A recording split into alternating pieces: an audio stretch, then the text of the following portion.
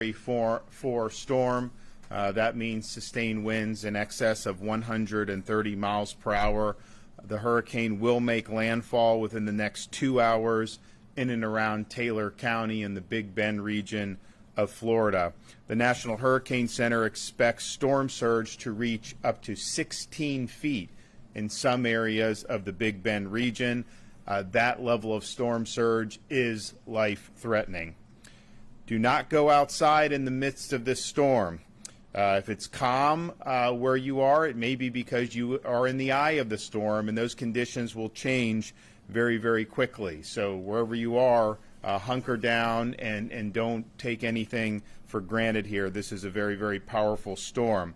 There will be impacts far beyond the eye wall, and those will extend to places like Tallahassee as well as places like Northeast Florida. We have already had 11 tornado warnings, and there are more tornadoes possible, even and especially in the very outer bands of the storm. So these are places that are way outside the cone that you see on the TV screen. So please keep in mind those are very, very dangerous situations.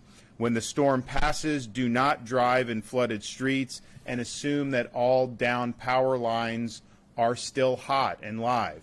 And there's going to be people working to remedy that, and we've got a lot of people staged, but that is very hazardous in the immediate aftermath of the storm.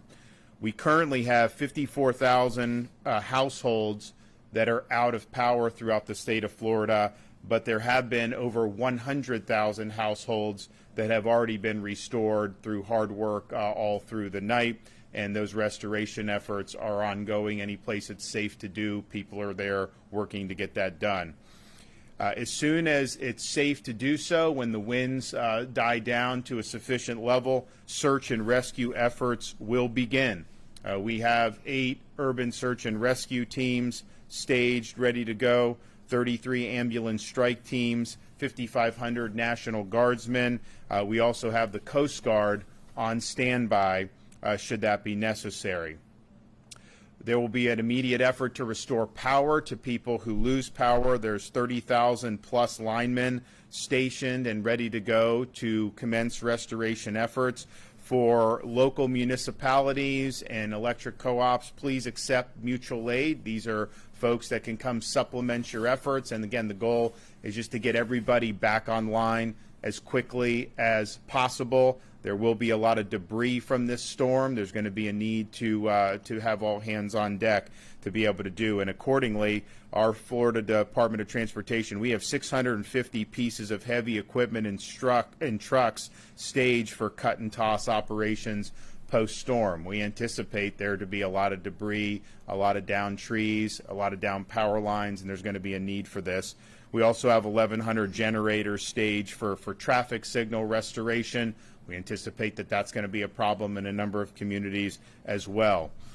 Fuel, we have 1.2 million gallons staged. We're also arranging more fuel to come in by truck just to make up for whatever may not be coming in through the normal course of business with things like the Port of Tampa being closed. And so there's a lot of fuel that has been arranged to be here, and our goal is to not have any major fuel interruptions.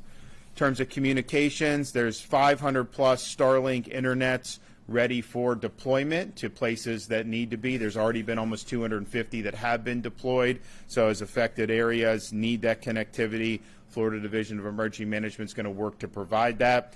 They also have 3,000 generators staged and ready to surge for areas that need some power. Now, if you're using a generator in your personal home, please do not run that generator inside your home. Do not run it inside your garage. It must be run outside your house. It needs to be at least 20 feet away from doors and windows, and you have to point the exhaust away from your home. We do not want to see any fatalities as a result of misuse of generators. So there's a lot of people that are on deck right now.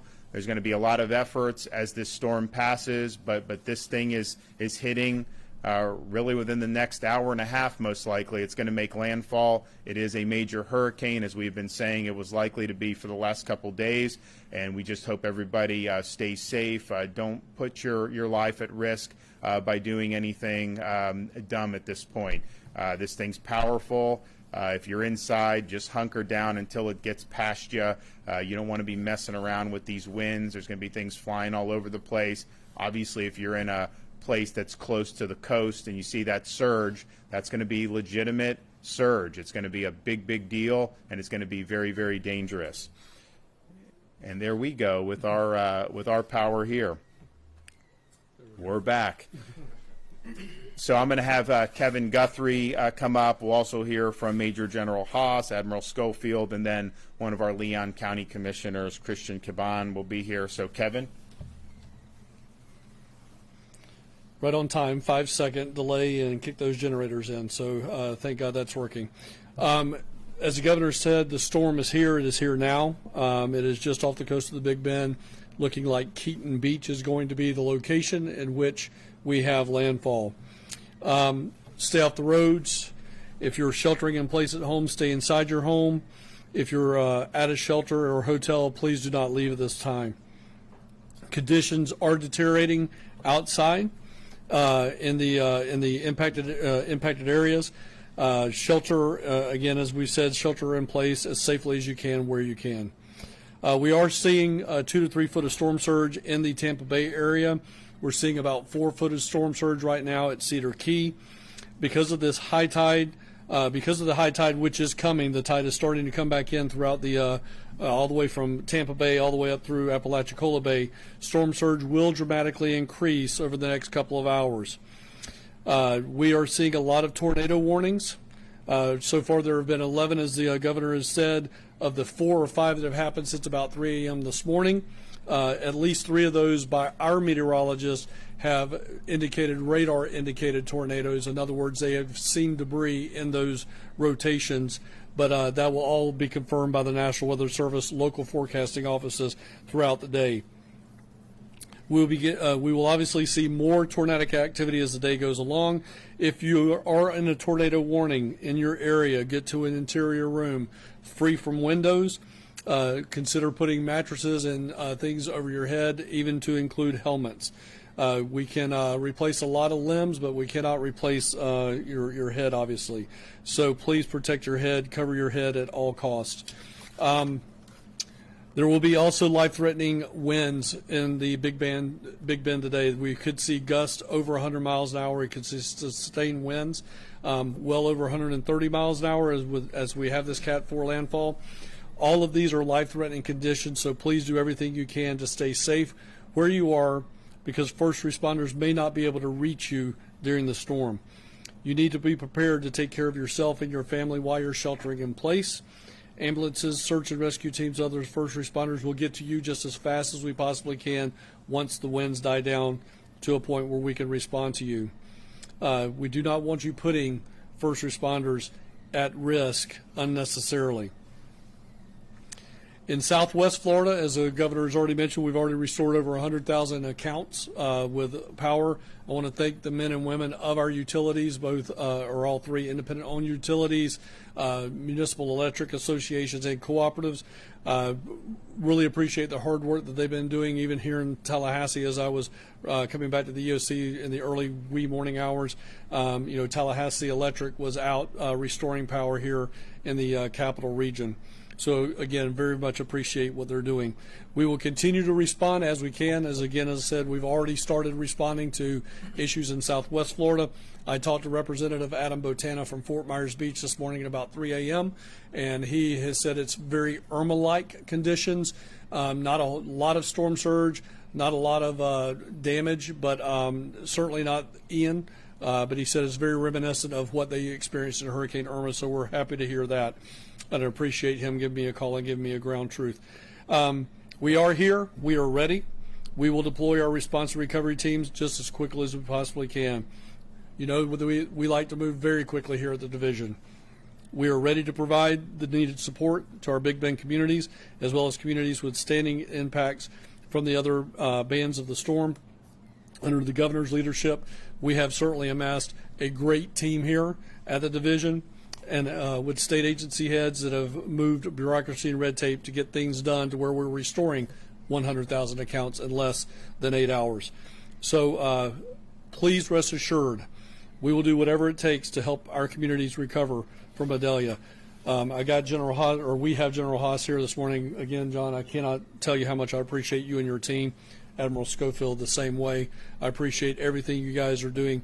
They have helicopters ready to go. As soon as they're going to be able to get back into this area, they are going to be flying. They're going to be in the area. So again, thank you for both of you being here. Governor. Go ahead.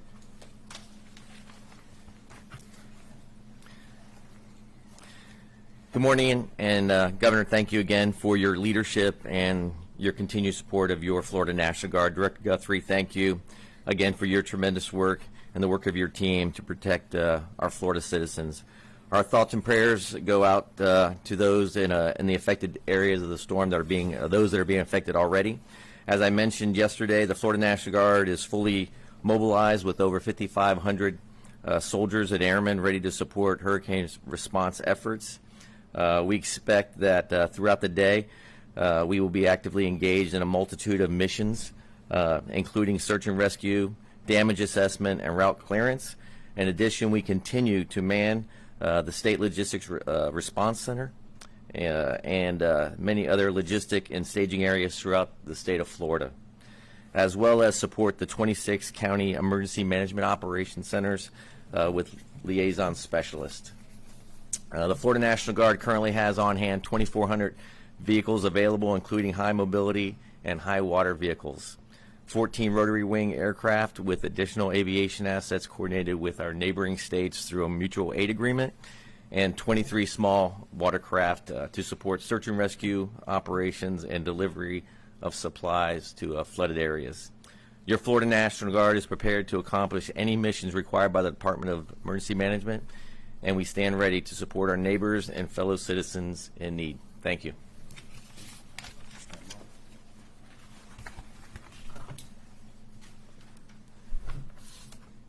All right, good morning. Governor, Director Guthrie, and fellow Floridians, the Coast Guard is standing the watch to support our state and federal partners. Our highest priority is always saving lives. We pre-positioned 15 aircraft and more than 25 cutters and 20 flood response teams prepared to respond in the wake of the storm as soon as conditions safely allow. We have pre-positioned aircraft in Miami and West Palm Beach, and they'll be the first ones to respond in the wake of the storm.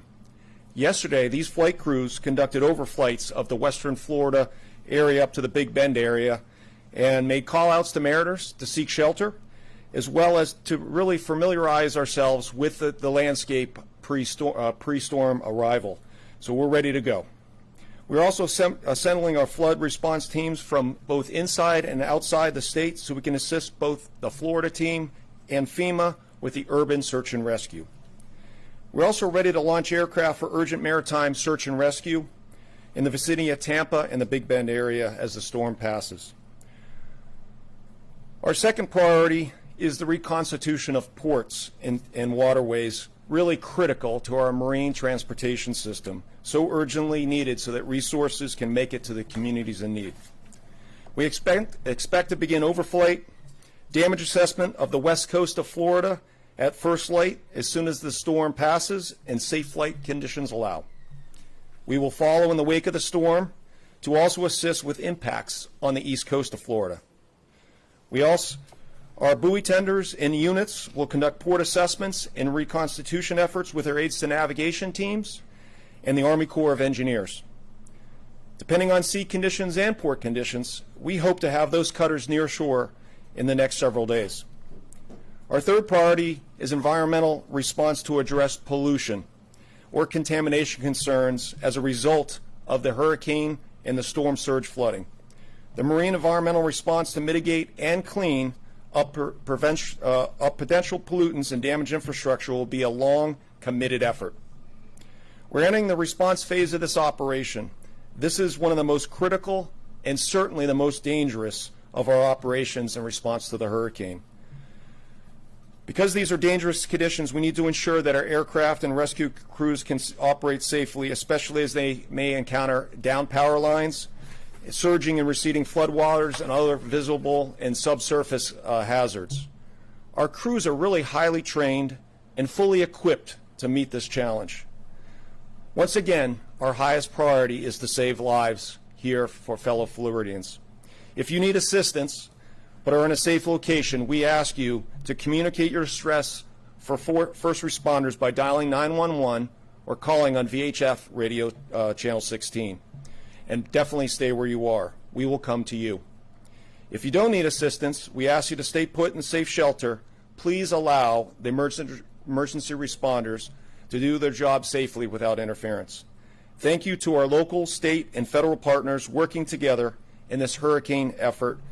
We really appreciate the partnership. Thank you.